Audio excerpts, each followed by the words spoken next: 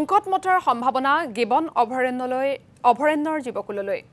ইতিমধ্যে ৰেলপথত বৈদ্যুতিক তাঁৰ স্থাপনৰ কাম সম্পূৰ্ণ হৈছে গিবন অভয়াৰণ্যৰ মাজেৰে পাৰ হৈ যোৱা ৰেলপথ চোৱাৰ বাবে দুষ্প্ৰাপ্য হলৌ বান্দৰৰ লগতে বন্যহস্তীৰ প্ৰতিও অধিক ভাবুকি কঢ়িওৱাৰ আশংকা ব্যক্ত কৰিছে প্ৰকৃতিপ্ৰেমীয়ে এই ক্ষেত্ৰত ৰেল বিভাগক বিশেষ মনোযোগ দিবৰ বাবেও আহ্বান জনাইছে প্ৰকৃতিপ্ৰেমীসকলে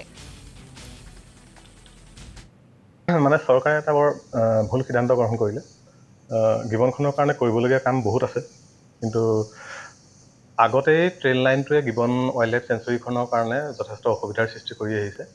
আৰু এতিয়া তাৰ লগত এটা সংযোগ কৰি দিলে বৈদ্যুতিক ইঞ্জিন আগতে যিবোৰ ইঞ্জিন চলি আছিলে সেইবোৰৰ চাউণ্ডবোৰ বহুত ডাঙৰ আছিলে তথাপিও হাতীখিনি সেই ইঞ্জিনবোৰৰ পৰা বাচি যোৱা নাছিলে এতিয়া এই যিটো বৈদ্যুতিক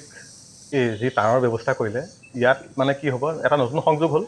যে ইয়াত আহি পেলাই বান্দৰখিনি এতিয়া যিখিনি কেপলেনবোৰ আছে পিকটেল আছে সেইখিনি আহি পেলাই বা আমাৰ ৰিচাৰ্চ মেকাৰ যিখিনি আছে সেইখিনি আহি পেলাই প্ৰথম অৱস্থাত ইয়াত জপিয়াটো একদম ধুৰুপ সত্য গতিকে মানে কি হ'ল